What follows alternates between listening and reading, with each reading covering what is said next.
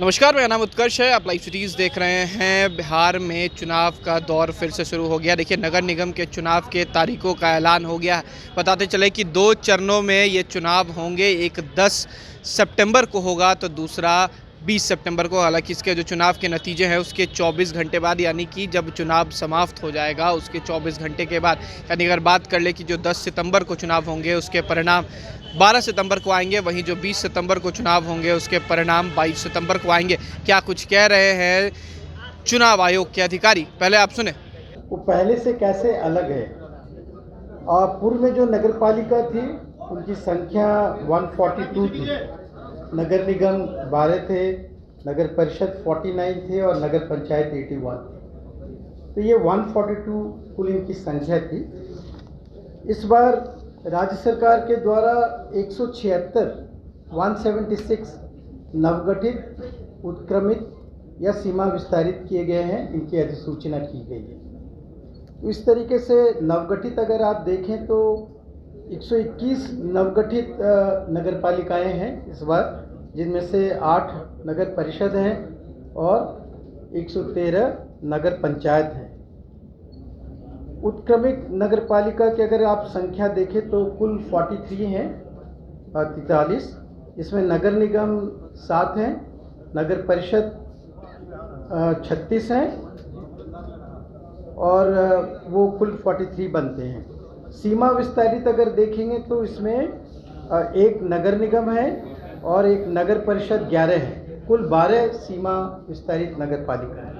इस तरह से कुल 176 हुए, जिसमें 130 नगर पंचायत हो गए, नगर परिषद 55 हो गए और 8 नए नगर निगम हो गए। इस तरीके से कुल ये 176 जिसकी आपको हमने अभी सूचना दी। तो कुल इस तरह से अगर देखें तो अब नगर पालिकाओं की संख्या 261 है, जिसमें नगर निगम 19 हैं, नगर परिषद 88 हैं और नगर पंचायत 154 है। तो कुल 261 हुए। अभी जो चुनाव होंगे वो कुल 248 के लिए चुनाव होने हैं। 13 नगर पालिका, जिसमें से 5 नगर परिषद हैं और 8 नगर पंचायत हैं। ये 13 की अभी उनके कार्यकाल पूरा नहीं हुआ है, जिससे अगले जब वर्ष में इनकी कार्यकाल पूरा होंगे तो उस हिसाब से इनको चुनाव कराया जाएगा। तो मुख्य रूप से 248 नगर पालिकाएँ हैं, जिसमें 19 नगर निगम, 83 नगर परिषद और 146 नगर पंचायत के चुनाव होने हैं। इस चुनाव में आज जो नोटिफिकेशन किए जा रहे हैं ये 224 के लिए नोटिफिकेशन किए जा रहे हैं, जिसमें नगर निगम 17 हैं, नगर परिषद 70 हैं और नगर पंचायत 137 है। तो कुल 224 के लिए आज घोषणा की जा रही है और जिसमें कि प्रथम चरण के जो चुनाव हैं वो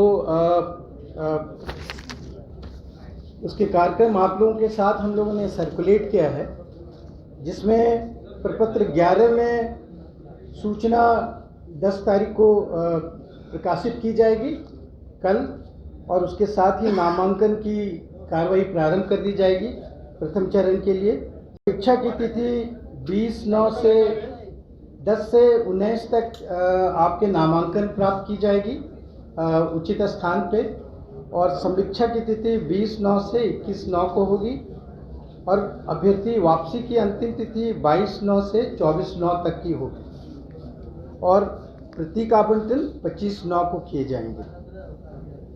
मतदान की तिथि 10/10/2022 10 अक्टूबर को आपको पता है, जैसे कि उसमें लगभग 1 माह का समय उनको मिलता है।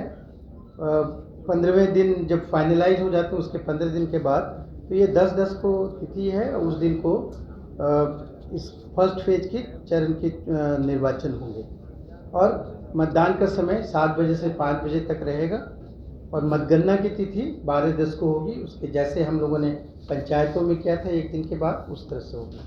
प्रथम चरण में जितने जो चुनाव जा रहे हैं उसमें अगर देखें तो उनकी डिटेल्स आपको दी गई है।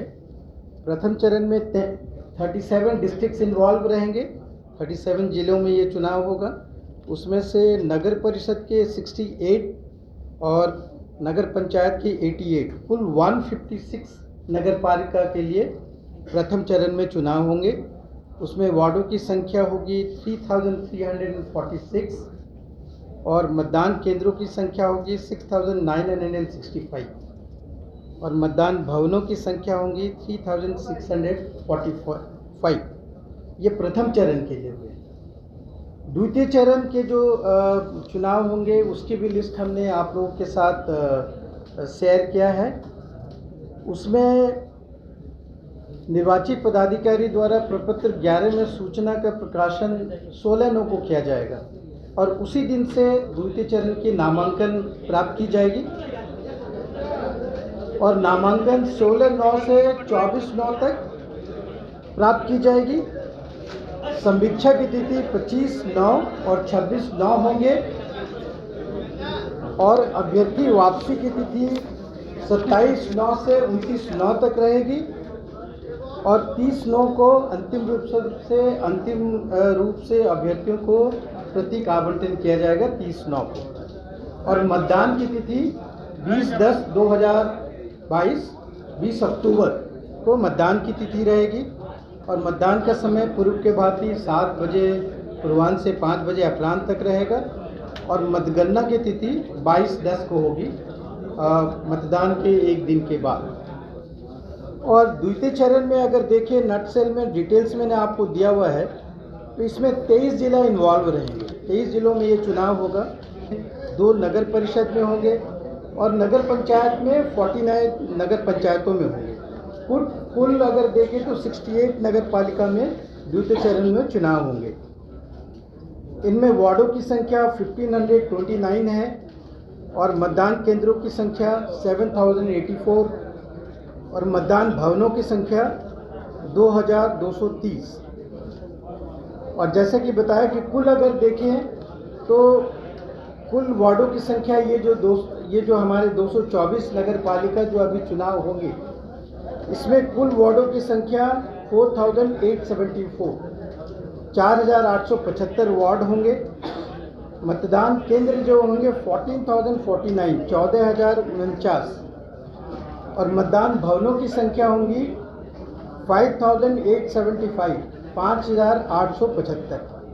ये दोनों फेज जो मिला करके होंगे इसमें इतनी संख्या में मतदान केंद्र होंगे। अगर आप देखें तो मतदाताओं की संख्या अगर आप देखें तो इन फेज में जो कुल मतदाता ये जो 224 हमारे होंगे उसमें 1.14 करोड़ मतदाता होंगे और जिसमें कि पुरुष 60 लाख के करीब 60.17 लाख पुरुष मतदाता होंगे। महिला मतदाता 54.34 लाख इतने महिला मतदाता होंगे और अन्य मतदाता 411 हैं। तो कुल 1,14,52,759 इतने मतदाता आपके हुए 224 के लिए। और इन मतदाताओं की अर्हता तिथि जैसा कि आप जानते हैं कि 1 जनवरी 2022 को जो एलिजिबिलिटी थी उस दिन से जो क्वालिफाई किए थे उनकी सूची तैयार की गई। आप सबों को पता है हम लोगों ने प्रेस को हमेशा जानकारी देते रहे हैं प्रेस विज्ञप्ति के रूप में।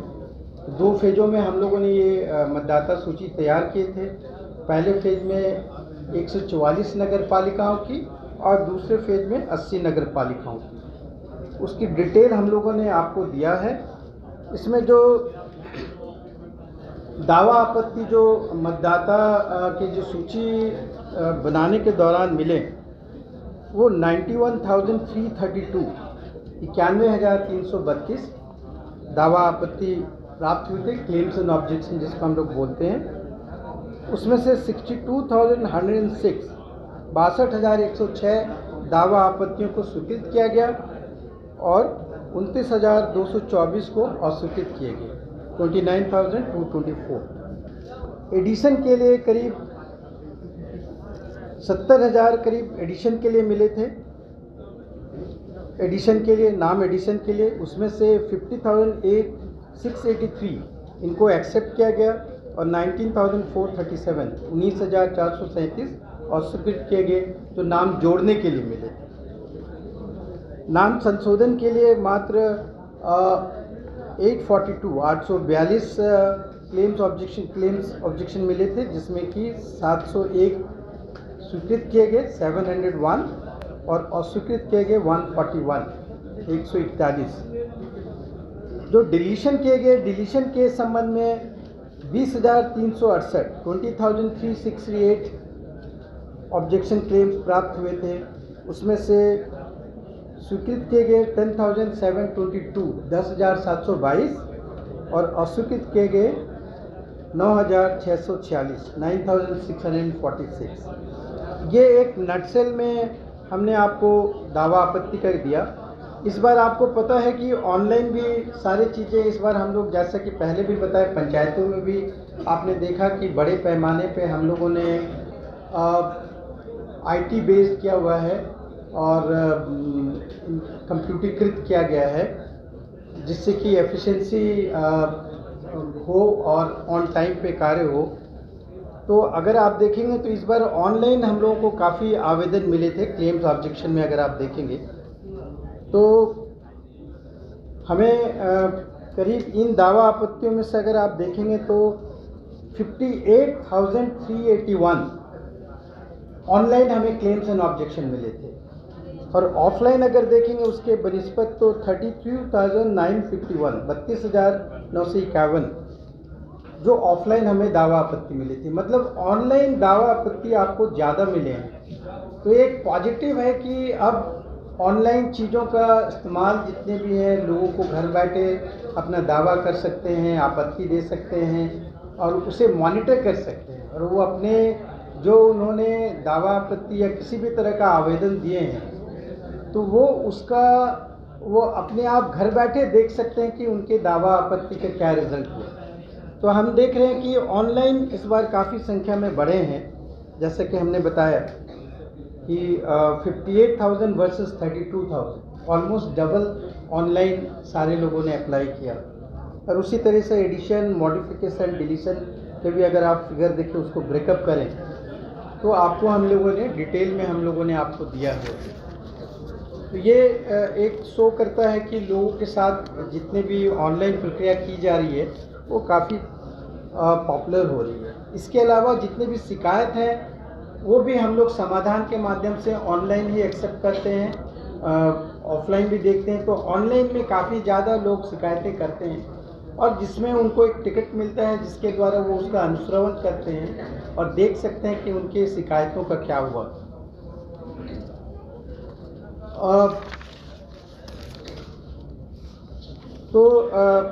This is what it is. और अब आपने इन जगहों पे आरक्षण की अगर आप स्थिति देखना चाहें तो आरक्षण की स्थिति हम लोगों ने उसके भी डेवलप बनाए थे। उस एल्गोरिदम के आधार पे आरक्षण करने का काफ़ी आसान हो गया कंपेयर टू जो पूर्व में जो आरक्षण करने में समय लगता था, लगभग 2 माह का समय लगता था। और दूसरा उसमें काफ़ी त्रुटियां आती थी और काफ़ी जगह पे काफ़ी विसंगतियां होती थी कि यहाँ से आरक्षण कुछ कर दिया गया, जिला में कुछ और आरक्षण माना गया, और इसके अलावा जो ब्लॉक्स में या जहाँ पे भी यूनिट में, नगर पालिका यूनिट में चुनाव हो रहे हैं वहाँ पे फिर कुछ और आरक्षण हो। तो इस तरह की विसंगतियाँ होती। तो हम लोगों ने अब एल्गोरिदम के माध्यम से किया है और उसमें एफिशिएंसी हमारी बढ़ी है, उसको हम लोगों ने मैनुअली भी चेक किया है सारे को। तो लेकिन ट्रांसपेरेंसी, उससे पारदर्शिता बहुत बढ़ गई और सारा कुछ वो वेबसाइट पे देखा जा सकता है और कोई अपने गांव से भी या कोई शहर के किसी भी मोहल्ले से भी देखना चाहेगा तो सारी चीज़ों को देख सकता है। तो ट्रांसपेरेंसी एक बहुत बड़े रूप में आई है पूरे रिजर्वेशन करने के पूरी प्रक्रिया में। और अगर आप देखेंगे तो नगर निगम के जो वार्ड पार्षद पद के आरक्षण की जो स्थिति अगर आप देखेंगे तो उसमें कुल पद में अगर आप देखेंगे नगर निगम वार्ड पार्षद के जो आपके 831 पद हैं, उसमें अनुसूचित जाति के 85 हैं, अनुसूचित जनजाति के 4 हैं, पिछड़ा वर्ग के 162 हैं और 580 अनारक्षित हैं। इस तरह से 831 पद में ये आरक्षण का ब्रेकअप है। और इनमें अगर महिलाओं की संख्या देखें तो 821 में 399 महिलाओं की संख्या है, जिसमें 38 अनुसूचित जाति के हैं, अनुसूचित जनजाति की 1 महिला है, पिछड़ा वर्ग की 74 महिला हैं और 286 जनरल पोस्ट हैं महिला की। नगर परिषद की वार्ड पार्षद की अगर आप देखें तो वहाँ पे कुल 2067 वार्ड पार्षद के जगह है, पद हैं वर्तमान 224 में। उसमें से रिजर्वेशन की स्थिति देखें तो 261 अनुसूचित जाति के लिए, अनुसूचित जनजाति के लिए 10, पिछड़ा वर्ग के लिए 387 387 और अनारक्षित 1409 1409 पद हैं अनारक्षित। और महिला अगर उनमें देखें तो अनुसूचित जाति के 261 में 115 महिलाओं के लिए आरक्षित है, अनुसूचित जनजाति में 2 पद आरक्षित हैं, पिछड़ा वर्ग के लिए 173 आरक्षित हैं और अनारक्षित 707 महिला है।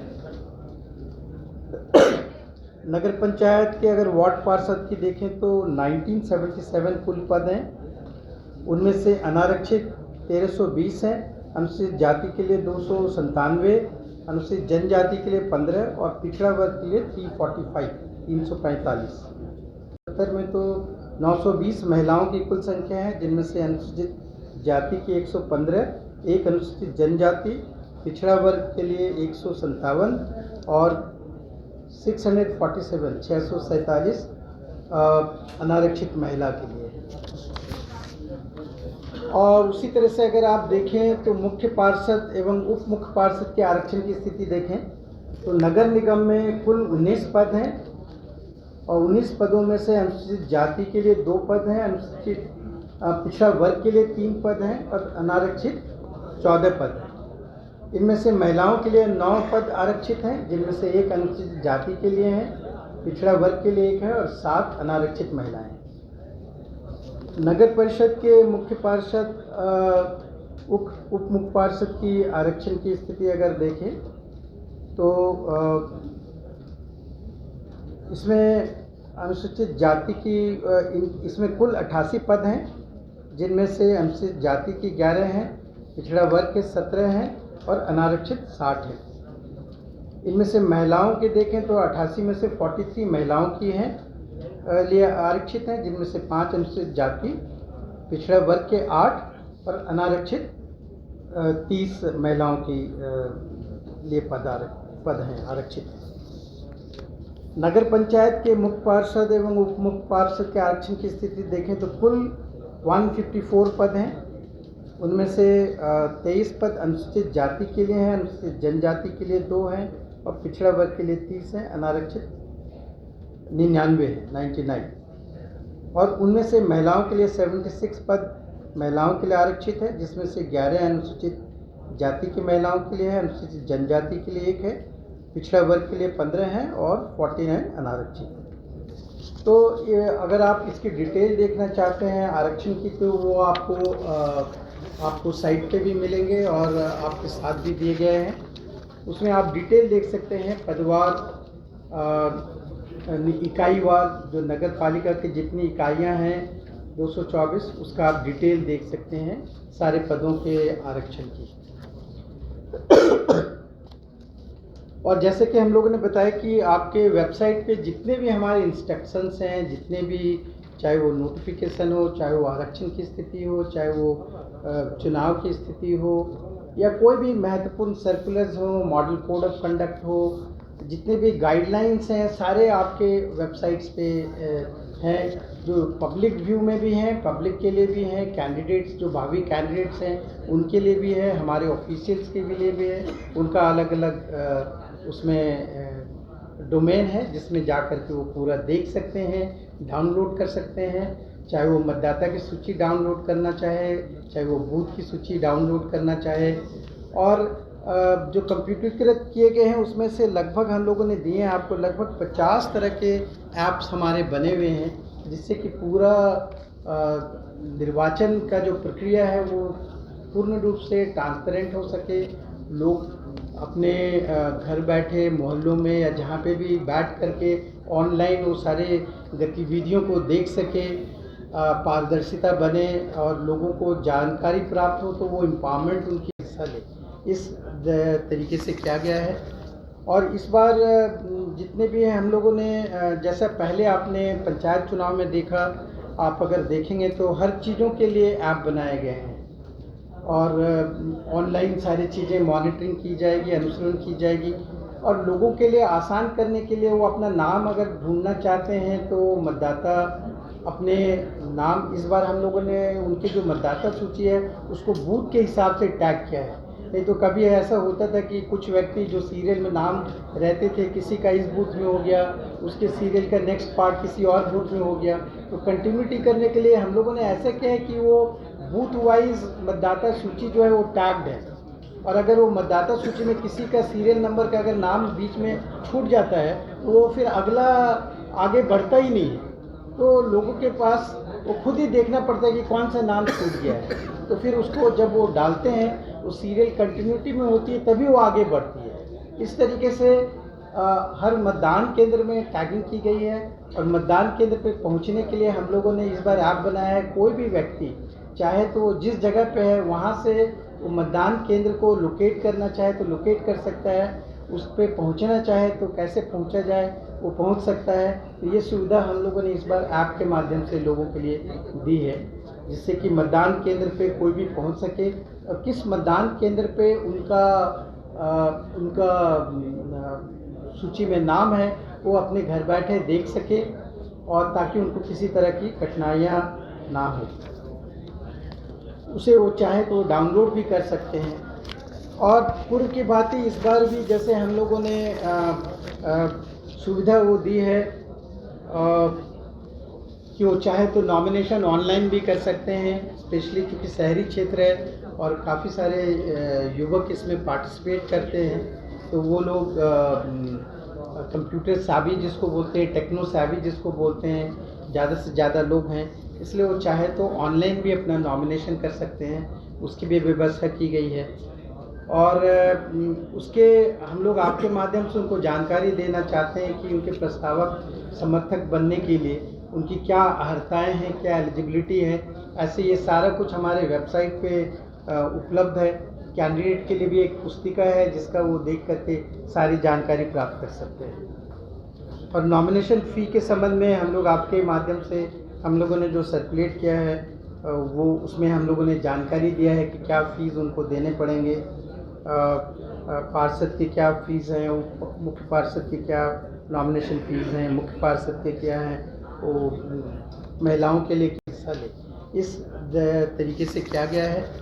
और इस बार जितने भी हैं हम लोगों ने जैसा पहले आपने पंचायत चुनाव में देखा, आप अगर देखेंगे तो हर चीज़ों के लिए ऐप बनाए गए हैं और ऑनलाइन सारी चीज़ें मॉनिटरिंग की जाएगी, अनुसरण की जाएगी और लोगों के लिए आसान करने के लिए वो अपना नाम अगर ढूंढना चाहते हैं तो मतदाता अपने नाम, इस बार हम लोगों ने उनके जो मतदाता सूची है उसको बूथ के हिसाब से टैग किया है। नहीं तो कभी ऐसा होता था कि कुछ व्यक्ति जो सीरियल में नाम रहते थे, किसी का इस बूथ में हो गया, उसके सीरियल का नेक्स्ट पार्ट किसी और बूथ में हो गया, तो कंटिन्यूटी करने के लिए हम लोगों ने ऐसा किया है कि वो बूथ वाइज मतदाता सूची जो है वो टैग्ड है और अगर वो मतदाता सूची में किसी का सीरियल नंबर का अगर नाम बीच में छूट जाता है तो वो फिर अगला आगे बढ़ता ही नहीं है, तो लोगों के पास वो खुद ही देखना पड़ता है कि कौन सा नाम छूट गया है, तो फिर उसको जब वो डालते हैं वो सीरियल कंटिन्यूटी में होती है तभी वो आगे बढ़ती है। इस तरीके से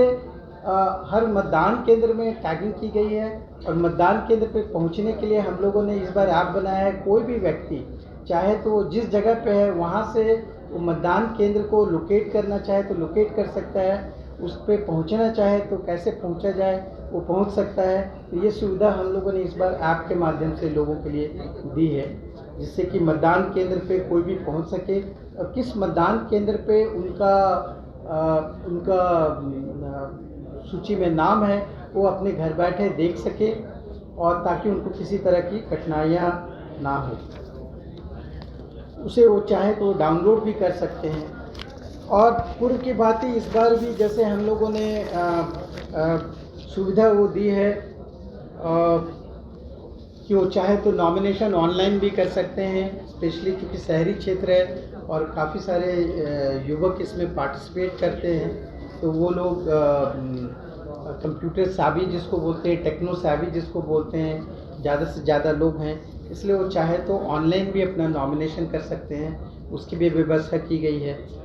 और उसके हम लोग आपके माध्यम से उनको जानकारी देना चाहते हैं कि उनके प्रस्तावक समर्थक बनने के लिए उनकी क्या अर्हताएँ हैं, क्या एलिजिबिलिटी है। ऐसे ये सारा कुछ हमारे वेबसाइट पे उपलब्ध है। कैंडिडेट के लिए भी एक पुस्तिका है जिसका वो देख करके सारी जानकारी प्राप्त कर सकते हैं। और नॉमिनेशन फ़ी के संबंध में हम लोग आपके माध्यम से हम लोगों ने जो सर्कुलेट किया है वो उसमें हम लोगों ने जानकारी दिया है कि क्या फ़ीस उनको देने पड़ेंगे, पार्षद की क्या फ़ीस हैं, मुख्य पार्षद की क्या नॉमिनेशन फ़ीस हैं, मुख्य पार्षद के क्या हैं, वो महिलाओं के लिए 71 में तो 920 महिलाओं की कुल संख्या है, जिनमें से अनुसूचित जाति की 115, एक अनुसूचित जनजाति, पिछड़ा वर्ग के लिए 157 और 647 अनारक्षित महिला के लिए।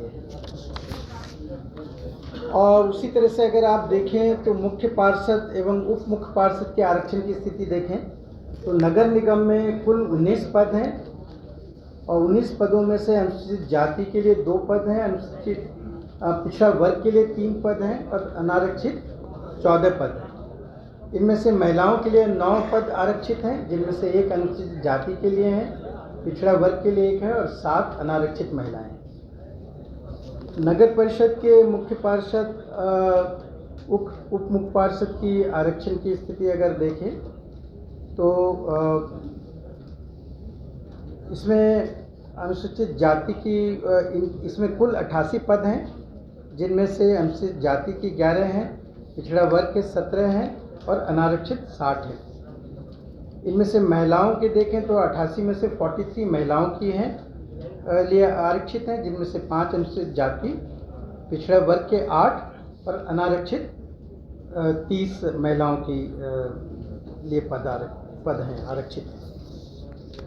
नगर पंचायत के मुख्य पार्षद एवं उप मुख्य पार्षद के आरक्षण की स्थिति देखें तो कुल 154 पद हैं, उनमें से 23 पद अनुसूचित जाति के लिए हैं, अनुसूचित जनजाति के लिए 2 हैं और पिछड़ा वर्ग के लिए 30 हैं, अनारक्षित 99 है 99। और उनमें से महिलाओं के लिए 76 पद महिलाओं के लिए आरक्षित है, जिसमें से 11 अनुसूचित जाति की महिलाओं के लिए है, अनुसूचित जनजाति के लिए 1 है, पिछड़ा वर्ग के लिए 15 हैं और 49 अनारक्षित।